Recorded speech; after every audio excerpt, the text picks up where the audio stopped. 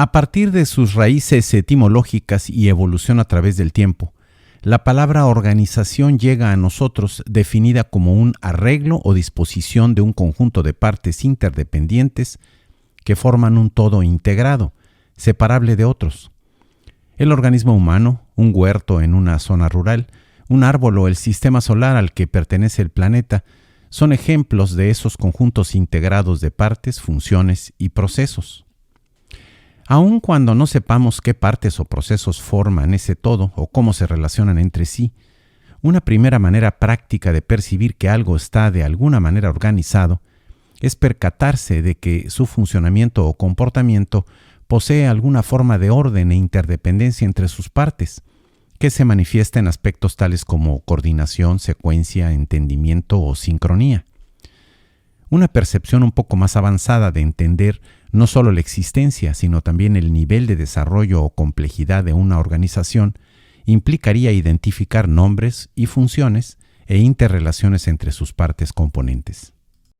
En este contexto, para los fines de este apunte partiremos de la idea de que organizarse implica 1. Comprender que esta herramienta consiste en elaborar o propiciar, a partir de un objetivo claramente definido, un arreglo funcional o disposición de un conjunto de partes interdependientes, que pueden ser, por ejemplo, planeación, metas, tareas, recursos o tiempo, los cuales convergen bajo un criterio de orden enfocado a lograr dicho objetivo. Y el segundo, comprender que toda acción deliberada, producto de la decisión y la voluntad, es la consecuencia de alguna forma de organización creada para un determinado propósito. Cursar un programa de estudios, pagar impuestos, mejorar la calidad de vida en la comunidad, llegar a tiempo a una reunión, diseñar lo nuevo o reinventar lo existente, invariablemente se apoyará en alguna solución poco o muy organizada. En este apunte, ampliaremos un poco estas ideas explorando el significado de organizarse en la práctica. Incluiremos una reflexión sobre el necesario diálogo entre estabilidad y cambio en los procesos de organizarse. Terminaremos invitándote a realizar un primer proyecto aplicado, enfocado a mejorar tu capacidad de organizarte y ayudar a otros a hacerlo.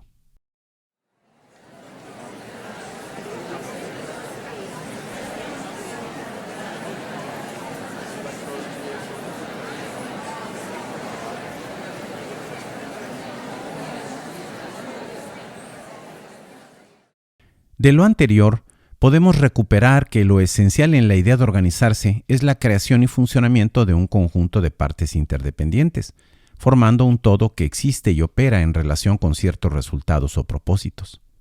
En principio, nada en esta definición delimita el tiempo de duración, el tamaño o complejidad de ese todo organizado. Podríamos decir, por ejemplo, que la constitución política de un país y el acuerdo durante la cena en familia sobre las próximas vacaciones implican ambas la necesidad de organizarse, aunque claramente en magnitudes, temporalidades y complejidad distintas. Exploremos entonces cuáles son las características generales de esta herramienta.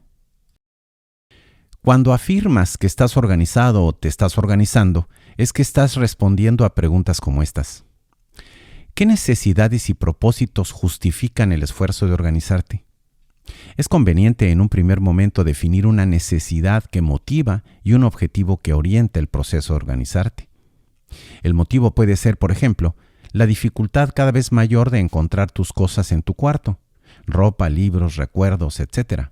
El propósito es lograr un orden mínimo, es decir, saber dónde están tus cosas sin tener que reclamar, molestarte o pagar para comprar lo que ya tienes. ¿Con quién y con qué te estás organizando?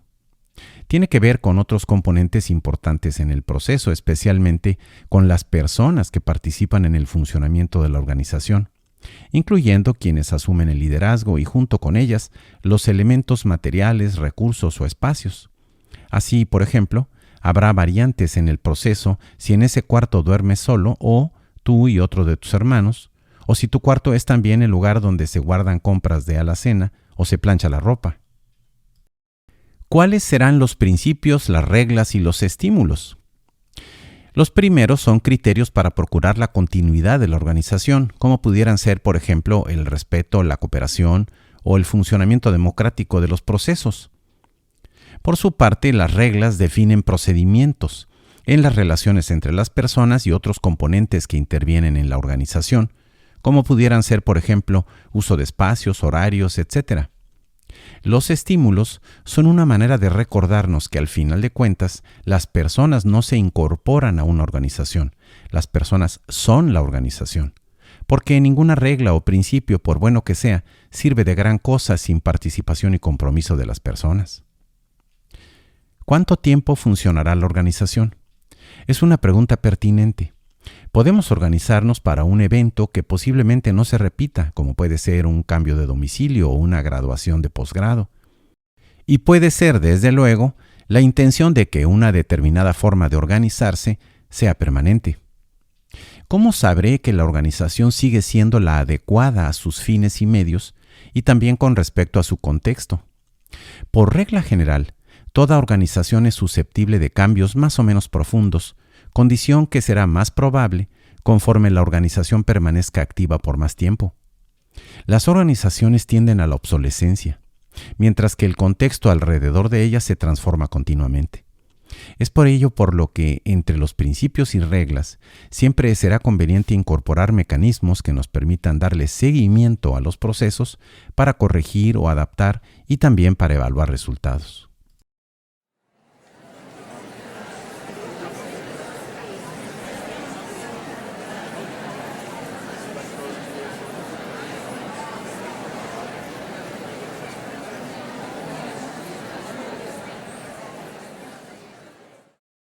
En un sentido amplio, organizarse consiste en justificar, regular y adaptar la organización a los cambios.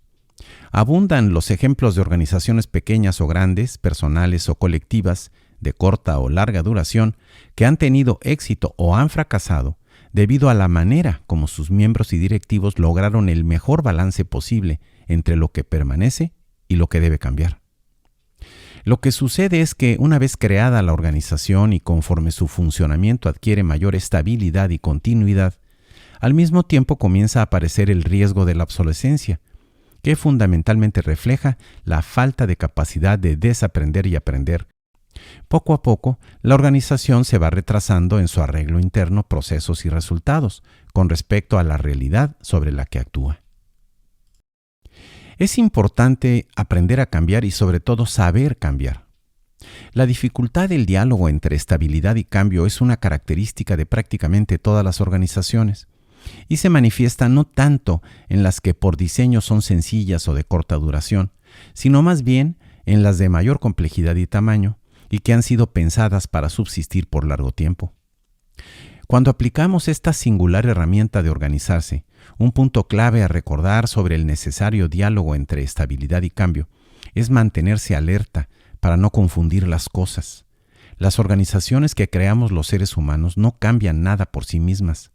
Es la inteligencia y capacidad de lectura de la realidad de sus miembros y sus líderes lo que las hace cambiar o lo que las lleva a una condición vegetativa de obsolescencia. Estos puntos anteriores nos invitan a confirmar la necesidad de la continua revisión de estrategias, a fin de que las organizaciones, especialmente las de mayor tamaño y complejidad, operen en la práctica con eficiencia y eficacia, en correspondencia con sus principios y objetivos, pero sobre todo actualizadas y flexibles en relación con los cambios internos y de su contexto. El primero de los proyectos correspondiente a este apunte se titula Organizarme para una actividad personal importante. El objetivo de este proyecto es dar los primeros pasos para diseñar una forma de organización personal adecuada a una meta importante que quiero lograr. Localiza el documento en formato PDF de los proyectos en esta misma página del sitio de herramientas. Como se indica en todos los apuntes, ninguna actividad es obligatoria. La idea principal es que practiques lo que vas aprendiendo, no solo trabajando en los proyectos sugeridos, sino construyendo otros que incluyan otras herramientas y que se acerquen más a tus necesidades de conocimiento.